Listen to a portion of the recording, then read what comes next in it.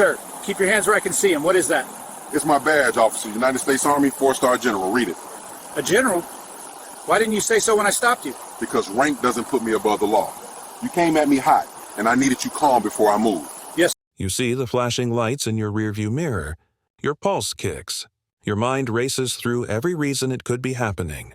But you're not a criminal. You're not reckless. You're an Army general driving home after a 14-hour day. Yet, in this moment, none of that matters. Because when authority meets authority on the side of an empty road, the rules change. The officer steps out of his cruiser, hand already resting on his weapon. The night is silent except for the sound of boots crunching on asphalt. You roll the window down halfway. Your fingers grip the wheel tight. The beam of his flashlight hits your face like an accusation. You tell yourself to stay calm, to stay measured. But then you see it in his eyes. He doesn't see rank or service or sacrifice. He sees a target. He barks a command. You answer with restraint. He raises his voice. You don't move. Each second stretches like a fuse burning down. The air thickens. You can feel how fragile control really is. Then his hand twitches and you realize this isn't a stop anymore. It's a test. And what happens next will either end in respect or in headlines. You remind yourself who you are. You reach for your identification, slow, deliberate, visible. Your military badge catches the light. His expression changes instantly. The arrogance, the tension, it all flickers for a split second. But what he does next, that's what no one will ever forget. The story begins here. The clock on the dashboard glowed 10:47 p.m. The highway was almost empty, just the soft hum of tires over faded asphalt and the faint reflection of taillights miles ahead. General Nathan Cole had driven this route hundreds of times before, an unremarkable stretch of I-95 that cut through the outskirts of Quantico. But tonight the silence felt heavier. His mind was still replaying the day's final briefing, the kind that left a metallic taste in the back of his throat. He was exhausted, running on caffeine and habit. The siren broke through the quiet without warning. One sharp burst, then flashing red and blue in the mirror. His grip on the steering wheel tightened. Reflexively, he eased off the gas, pulling to the shoulder under a flickering streetlight. He didn't know what he'd done, but he knew the routine. Windows down halfway. Engine off. Hands visible. Rain had started to fall again, light but steady. It scattered across the windshield in small, rhythmic taps. Nathan sat still, heart slowing to a soldier's measured calm. Years of command had trained that reaction into him, the ability to breathe through chaos. But he could feel something else underneath it tonight, something heavier than fatigue. The kind of unease that didn't come from the unknown but from knowing exactly how fast things could turn. The patrol car door opened. A young officer stepped out, maybe mid-30s, tall, rigid posture. His flashlight beam sliced through the dark, bouncing off the wet pavement as he approached. Nathan watched in the mirror as the beam lingered on his plates, then on his rear window, then straight to the driver's side door. "License and registration," the officer said sharply. Nathan nodded, slow, steady. "Of course, officer." His voice was even, calm. He reached for his wallet, moving carefully, every motion visible. The officer's light stayed fixed on him, the beam so bright it burned his vision white. "Do you know why I pulled you over?" "No, sir. I don't. You were weaving between lanes back there. You been drinking tonight?" Nathan shook his head once. "No, sir. I just left base. Long shift." The officer's flashlight lingered. "Base, huh? You military?" "Yes, sir," Nathan said simply. There was a pause, short but enough for the tone to shift. The officer stepped closer, rain dripping from the brim of his cap. "Step out of the vehicle." Nathan blinked. "Excuse me?" "You heard me. Step out." He hesitated. Not defiance, just confusion. He'd complied with every command. "Officer, may I ask why?" The man's jaw clenched. "You fit the description of a vehicle involved in a disturbance earlier. Step out now." It was vague, the kind of justification that didn't invite questions. Nathan unbuckled his seatbelt slowly and opened the door. The cold air hit hard. The rain had picked up, misting through the glow of the cruiser's headlights. He stood tall beside his car, 6'1", his posture straight from years of inspections. The young officer looked up at him, flashlight shifting down to his belt, then to the inside of the car. "Turn around," the officer ordered. "For what reason?" Nathan asked quietly. His tone wasn't challenging. It was procedural, the voice of someone used to rules and reasons, but the question seemed to irritate the man instantly. "Because I told you to." For a moment, the two men stood still, the flashing lights painting their faces in alternating red and blue. Nathan could feel the tension humming between them, sharp and deliberate. He'd dealt with hostility before, but this was different. This was personal. He raised his hands slightly, palms visible. "I'm cooperating." "Turn around," the officer repeated. Nathan did, the rain dripping down the back of his neck. He could hear the officer's radio crackle faintly, the sound of static mixed with the distant hum of tires on wet pavement. He expected a pat down. Instead, he heard the sound of the officer's holster strap flicking open. "Sir," Nathan said quietly without turning, "there's no need for that. Keep your hands where I can see them." "I am." The tone in the officer's voice wasn't fear. It was authority unchecked. Nathan could feel it, the edge of control slipping toward confrontation. He took a slow breath, grounding himself. Years of command taught him the art of stillness. But this wasn't combat. It was something messier, human. The radio cracked again. Another unit was en route. When the second cruiser arrived, its lights joined the first, flooding the highway shoulder with dizzying color. A second officer stepped out, older, bulkier, his expression unreadable. He approached quietly, nodding to the younger one. "What's going on?" the older man asked. "Possible DUI? Won't answer questions straight?" Nathan turned slightly. "That's not accurate," he said evenly. "I've answered every question you've asked." The older officer looked at him, then back to the younger one. "You run his plates?" "Yeah, came back clean." "Then what are we doing?" The younger officer hesitated. "He's acting suspicious." Nathan almost laughed, but didn't. He just stood there, hands still visible, jaw set. The rain rolled down his face, blurring his expression into something unreadable. The older officer sighed, stepping closer. "Sir, can I see some identification?" Nathan reached into his jacket pocket slowly, pulling out his wallet. Inside, behind his driver's license, sat a single badge, a small matte metal emblem bearing the eagle and stars of a U.S. Army general. He held it between his fingers, steady, the raindrops collecting on its surface as he handed it over. The older officer froze. The younger one's flashlight flicked down, catching the badge in a sharp beam of white. The silence that followed was absolute. "General Nathan Cole," the older officer read aloud, voice low. His eyes lifted slowly. "Sir, But before he could finish, the younger officer spoke. "That doesn't change procedure." The older one's head snapped toward him. "Watch yourself, son." "I'm doing my job," the younger man snapped back. "I don't care who he is." Nathan stayed silent, watching the dynamic unfold. He could see the split in authority happening in real time, experience against ego. It wasn't about him anymore. It was about power. The older officer handed the badge back carefully, almost reverently. "Sir, I think we can clear this up." But the younger one wasn't done. He still refused to comply at first. "I complied," Nathan said, finally allowing the fatigue to edge into his voice.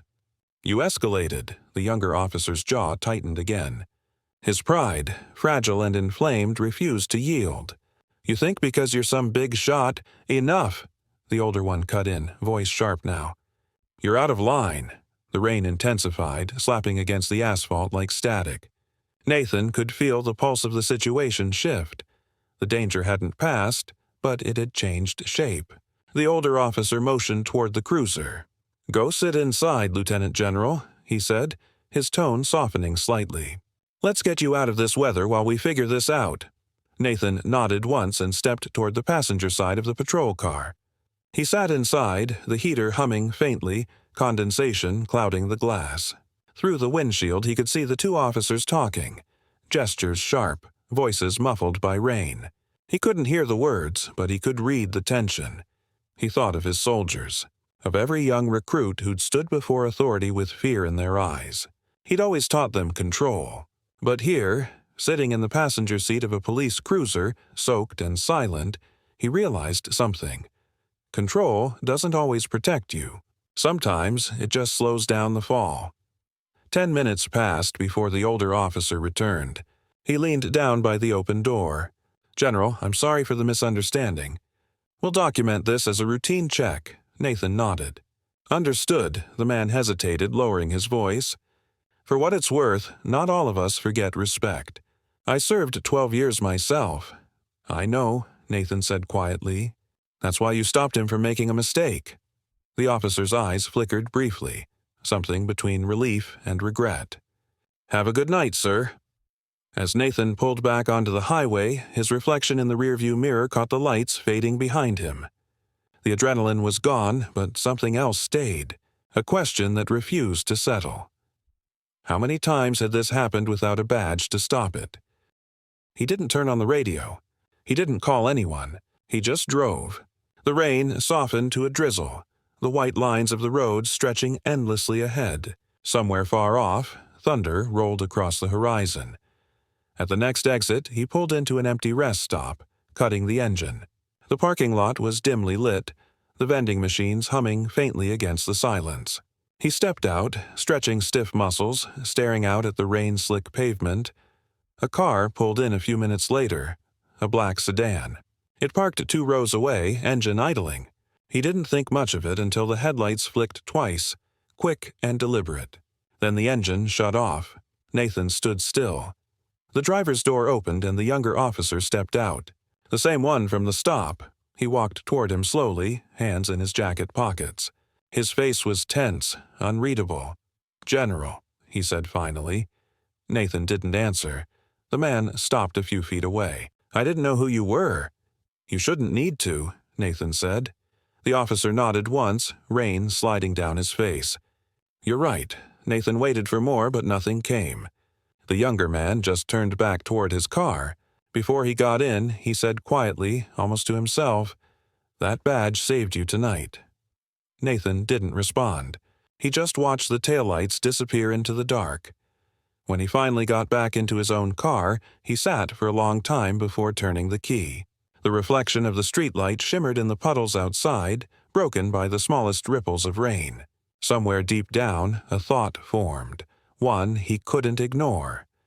If rank was the only thing that kept him safe, what protected everyone else? He started the engine, but he didn't drive home. He turned in the opposite direction toward the city, toward the precinct, because something about tonight wasn't finished. And when he walked through those doors, it wouldn't be as a soldier. It would be as a witness. The next morning broke gray and restless, the kind of Virginia dawn that blurred the edges of everything. General Nathan Cole sat in the parking lot of the Fairfax precinct, the engine of his car idling low. The night's tension hadn't left his body. It clung to him, steady and sharp. He'd come straight here after the encounter, still in the uniform he'd worn all day, the one that bore his name and stars on the collar. He hadn't slept. He didn't plan to. Inside, the station smelled like burnt coffee and printer ink. The fluorescent lights hummed with a static rhythm. Cole introduced himself at the front desk, voice steady, eyes unwavering. The desk sergeant froze for half a second when she heard his name. Recognition, maybe from the badge number he gave her or the authority in his tone. She picked up the phone and made a call. 5 minutes later, a lieutenant came down to meet him. Early 40s, clean cut, the kind of officer who spoke like every sentence needed a signature. "General Cole," he said, extending a hand, "we heard about last night. You want to make a statement?" "I want to file an incident report," Cole said. The lieutenant gestured toward a small conference room. Inside, a camera sat on the table. "We'll record this if you don't mind." Cole nodded once. "I don't mind." He told the story in full. Every word, every order, every second between command and compliance. He spoke without emotion, without emphasis. Just facts laid bare. The lieutenant's expression never shifted. When Cole finished, the man clicked off the recorder and leaned back. "We'll review the footage," he said. "You should," Cole replied, "because it's not about me. It's about what happens when you pull over someone who doesn't have stars on their shoulder." The lieutenant said nothing. He just nodded again, a small motion that felt like dismissal. Cole left the precinct with the same silence he'd entered it with. Outside, the drizzle had returned. The streets gleamed in the morning light. As he walked back to his car, he noticed a local news van parked across the street. The logo read Channel 9 Washington Now. 2 reporters sat inside, watching the station door. One lifted a camera when he appeared. He didn't stop for questions. But by the time he reached home, the story was already online. Army general stopped by Fairfax police. A misunderstanding, officials say. The headline was neutral. The coverage wasn't. Within hours, footage from a bystander's dashcam surfaced. It showed the flashing lights, the rain, the moment the officer ordered him out of the vehicle. The clip ended before the confrontation reached its peak, but it was enough to ignite commentary. By noon, phone calls flooded his office. Some were from journalists seeking statements. Others were from within the Department of Defense, voices heavy with discomfort. "General, it's best to let this cool down," one of them said. Cole's reply was measured. "Cooling down doesn't fix what's broken." He hung up before they could answer. That evening, as rain washed through the city again, the younger officer's name leaked. Social media swarmed. Arguments split along familiar lines, those defending authority and those demanding accountability. Cole didn't join either side. He sat at his kitchen table, watching the storm through the window, a half-cold cup of coffee beside him. He remembered the officer's words. "That badge saved you tonight." It wasn't gratitude he felt. It was guilt. 2 days later, the police chief requested a meeting. The precinct conference room was filled when Cole arrived. 4 senior officers, 2 lawyers, 1 department spokesperson. The chief stood at the head of the table, a broad man with tired eyes. "General Cole," he began, "we want to extend our apology. The situation last week was regrettable." Cole looked around the room. "You mean the arrest attempt that shouldn't have happened?" The chief nodded slowly. "We're handling it internally." "That's the problem," Cole said. His tone was calm, but his words cut clean. "You handle it internally until it happens again. I'm not here for an apology. I'm here for accountability." A murmur of discomfort rippled through the room. One of the lawyers cleared her throat. "General, the officer involved has been placed on administrative leave pending investigation." Cole leaned forward. "Administrative leave isn't accountability. It's paid silence." The chief's jaw tightened. "With respect, sir, you're out of your jurisdiction." Cole stood. "With respect, Chief, I've spent 30 years defending the same Constitution that gives you authority. Don't tell me where my jurisdiction ends." The silence afterward was heavy. When he left the building, the reporters were waiting again. Cameras clicked. Microphones stretched forward. Someone shouted, "General, is it true you're filing a complaint?" He didn't answer, but his silence became confirmation. That night, the networks replayed his walkout on a loop. Pundits called him bold. Critics called him reckless.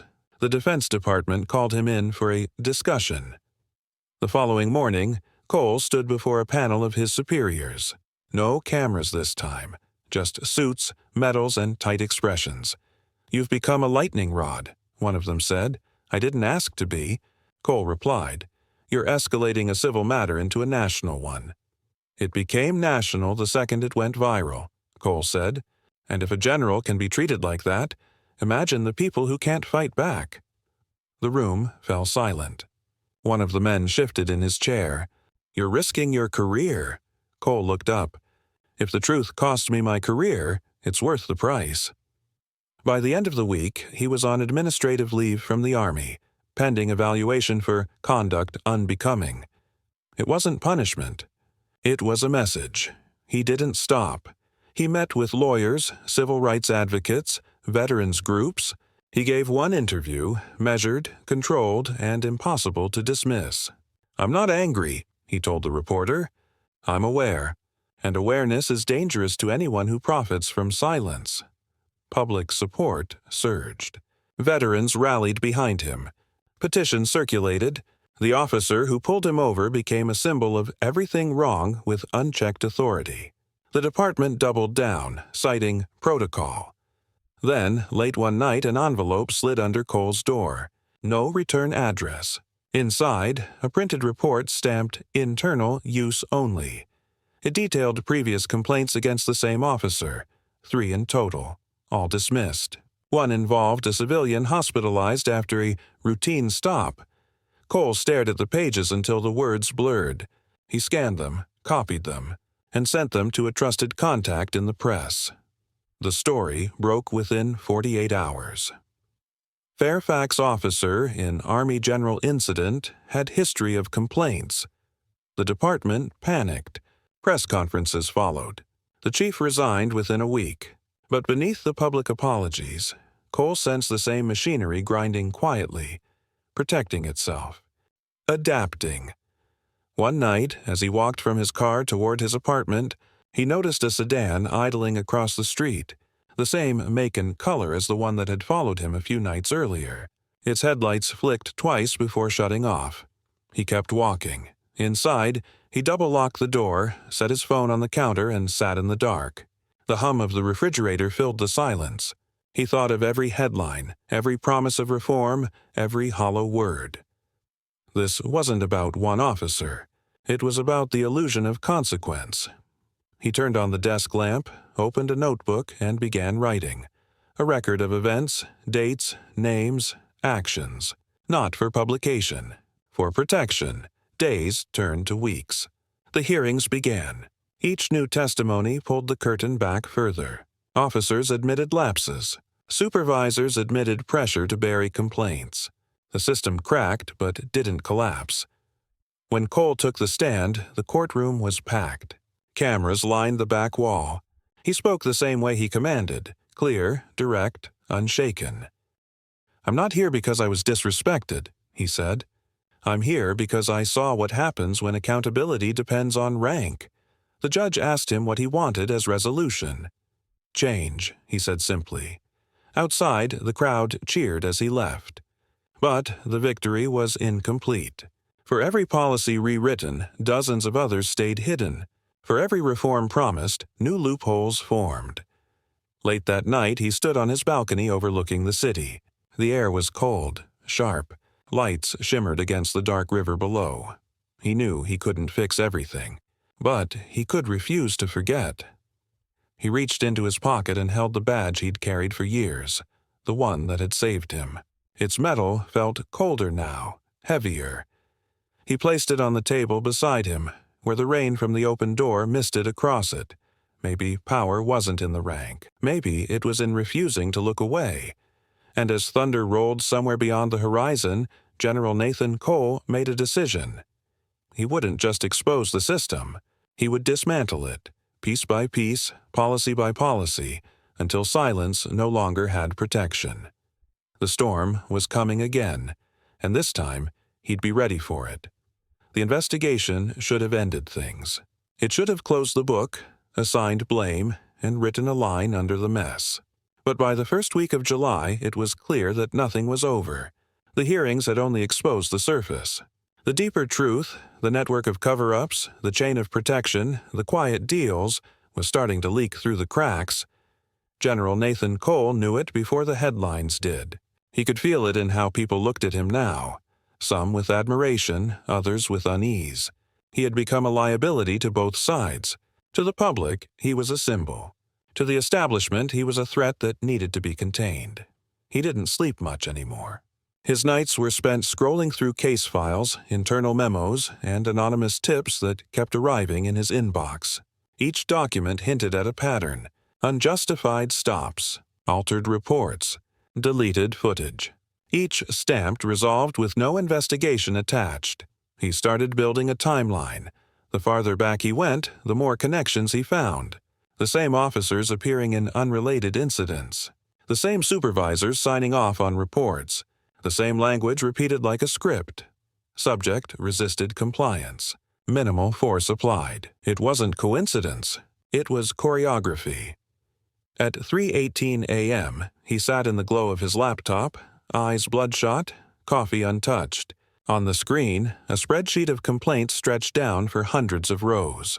The dates formed clusters. He highlighted one stretch, 6 incidents within 8 weeks, all tied to the same precinct commander. He printed the list, stapled it, and locked it in a drawer. He had learned by now to keep physical copies. When morning came, he dressed in plain clothes and drove to the small office of a nonprofit called Justice Forward, a civil rights organization that had supported his testimony during the hearings. Its director, a former prosecutor named Dana Flores, greeted him with a look that mixed relief and caution. "I figured you'd show up sooner or later," she said. "You've been too quiet." "I've been reading," Cole replied. "And what I've found isn't random. It's structural." He laid the documents on her desk. She flipped through them slowly, eyes narrowing. "These aren't supposed to be public." "They were sent anonymously," he said. "Whoever leaked them wants this out." Dana leaned back. "You realize what happens if you go after them again, right? You're not protected this time. The Army's keeping its distance." "I know. Then why risk it?" He looked at her. "Because I can still do something about it." By afternoon, word spread that Cole was working with activists again. It didn't take long for the backlash to start. Anonymous articles accused him of exploiting his rank for attention. Opinion pieces called him a career soldier turned political agitator. Old service records resurfaced online, half true, twisted to suggest impropriety. He'd expected it. What he hadn't expected was the letter that arrived 2 days later. It bore no sender, just a single sentence typed neatly across the page. "You're digging where you shouldn't."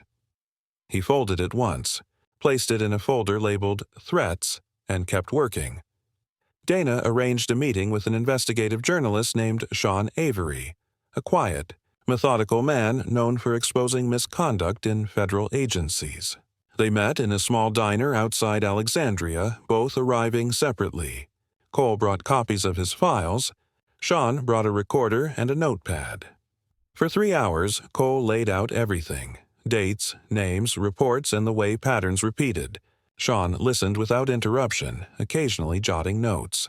When Cole finished, the journalist closed the notebook and said, "If even half of this holds up, it's not just local corruption. It's systemic policy abuse." "I know," Cole said. "That's why they want it buried." Sean nodded.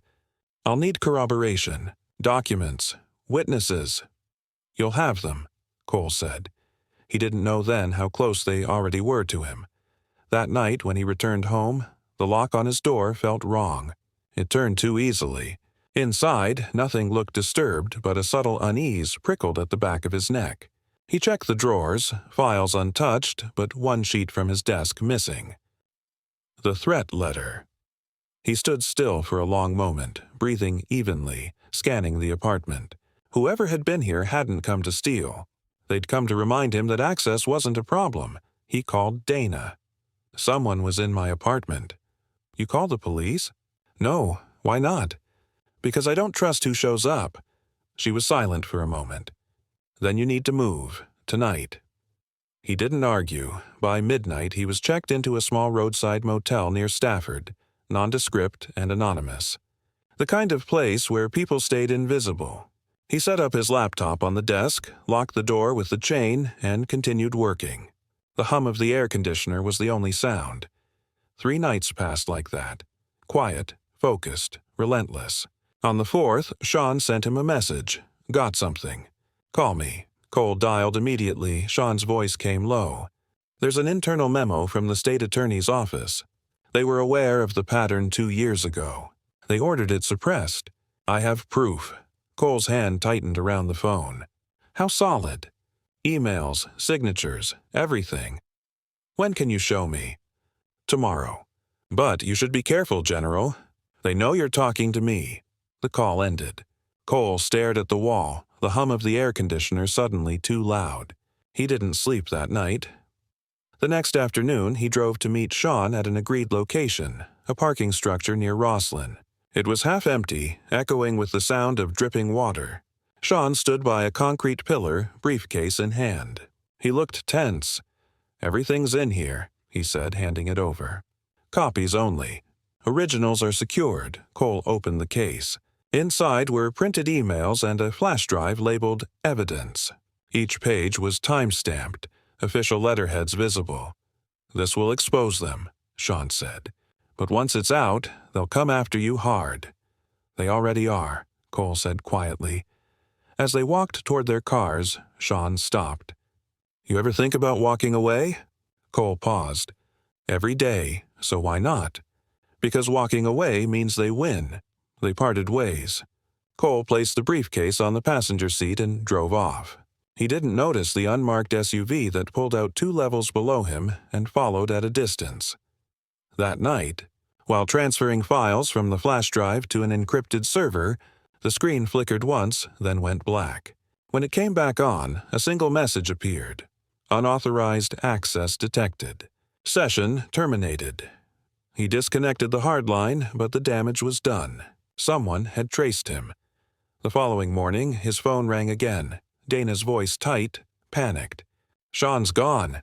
They found his car off Route 123, empty. Cole said nothing. His hands gripped the table. The silence was heavier than fear. "You think it's connected?" she asked. He didn't answer. He didn't need to. Within hours, his phone started buzzing nonstop. Unknown numbers, missed calls, blocked IDs. When he finally answered one, the voice was low, distorted. "Stop, or you'll end up like him." Then the line went dead. He sat for a long time, staring at the wall. Every instinct he'd ever honed in war came rushing back, the sense of threat, the need to anticipate.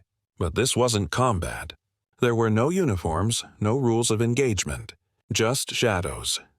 He packed his bag, locked his laptop, and left the motel. He drove south, through rain that blurred the windshield into silver streaks. He didn't stop until dawn, pulling off at a rest area near Fredericksburg.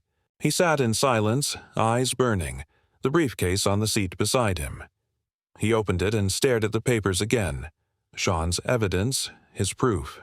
Every name on those documents represented someone who thought they'd never be caught. He whispered to himself, "You'll be seen."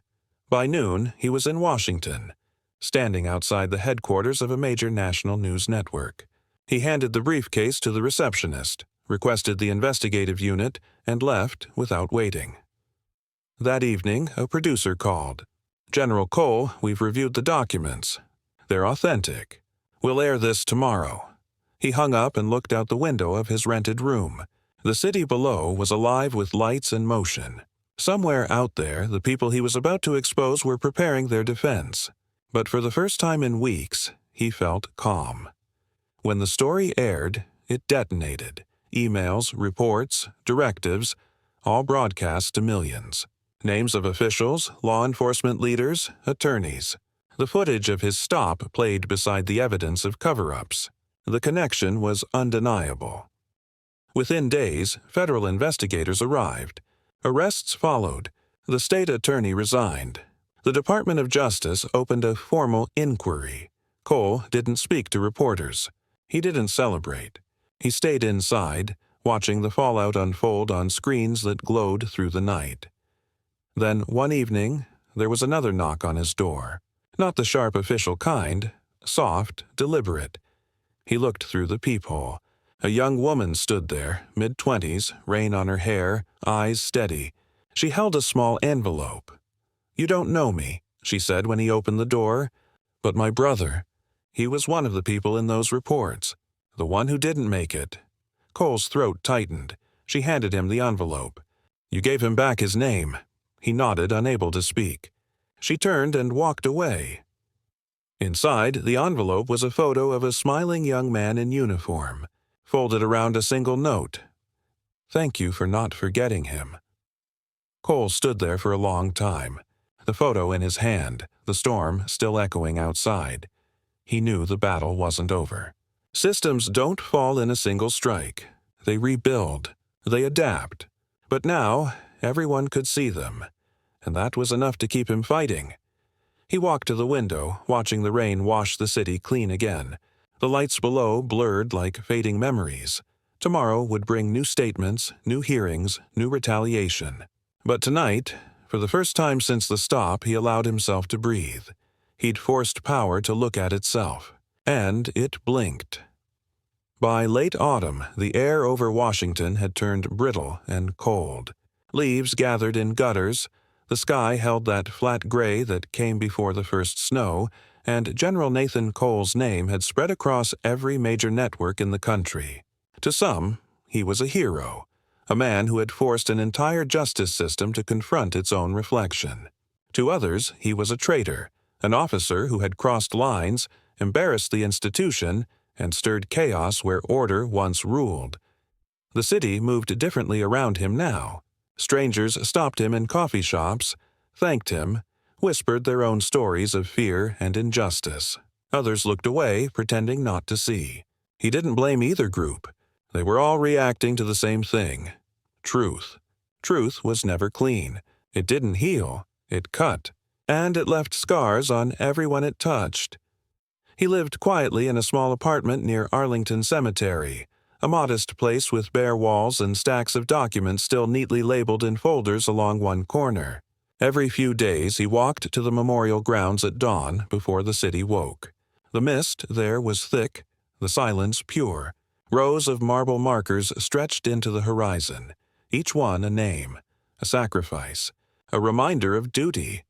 He'd stand there for an hour, sometimes more, breathing in the cold air, grounding himself in what he'd fought for all his life: integrity, service, accountability. But now those words felt different. They weren't abstract virtues anymore. They were weapons, and he'd learned how sharp they could be.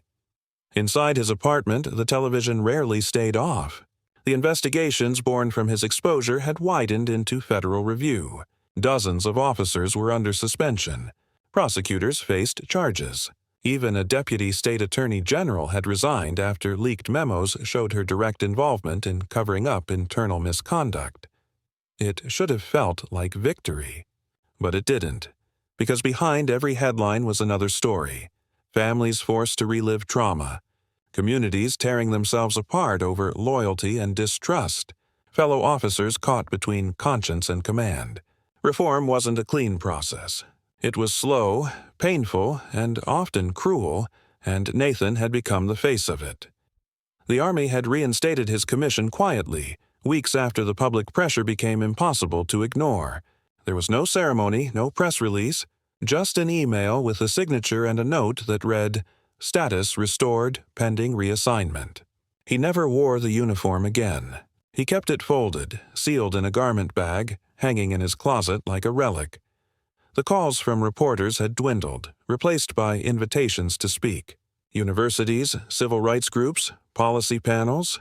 He refused most of them. Every time he stood at a podium, he felt further from the truth that had driven him here. The more people praised him, the more he understood how little they actually wanted to hear the hard part. That power doesn't fix itself. It shifts shape.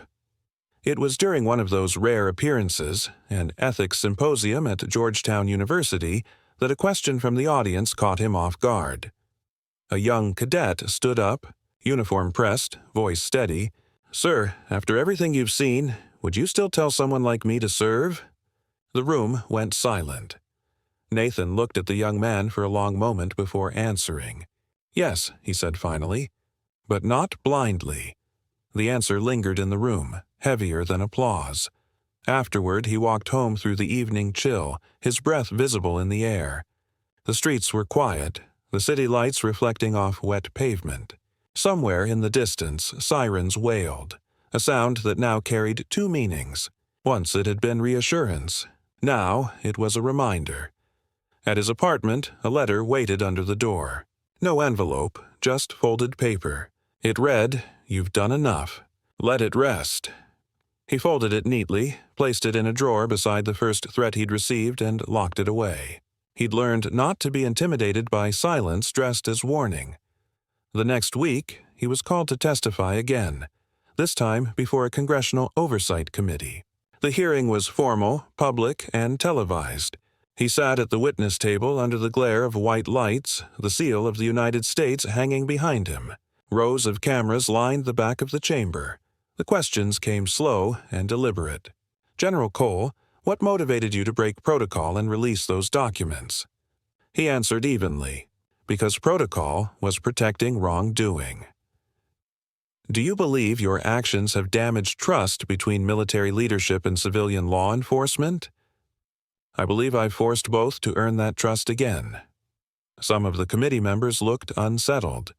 Others nodded quietly. One leaned forward. General, do you regret it? Nathan paused. The air in the room seemed to hold still. No, he said. I regret that it was necessary.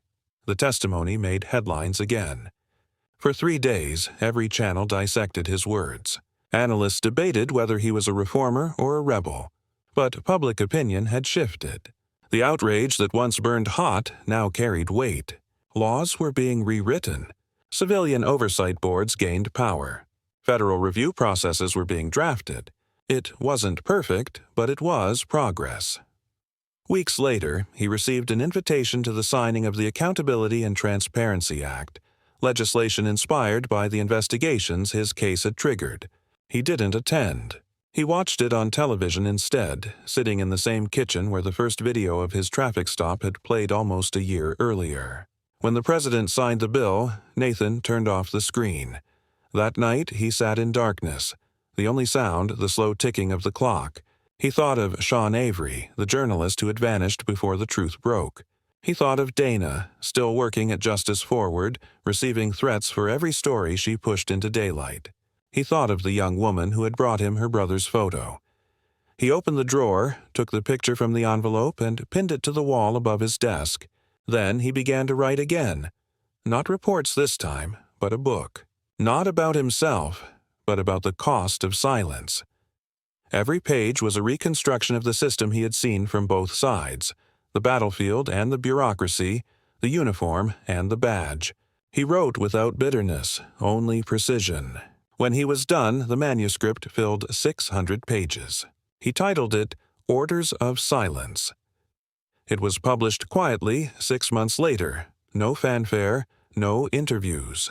But it found its way into classrooms, military academies, and departments across the country. Within a year, it became required reading for cadet leadership courses. Nathan didn't seek attention. He avoided cameras. He declined awards. The world had moved on to new stories, new scandals. But his name remained in the footnotes of policy reforms, buried in citations, referenced in academic journals.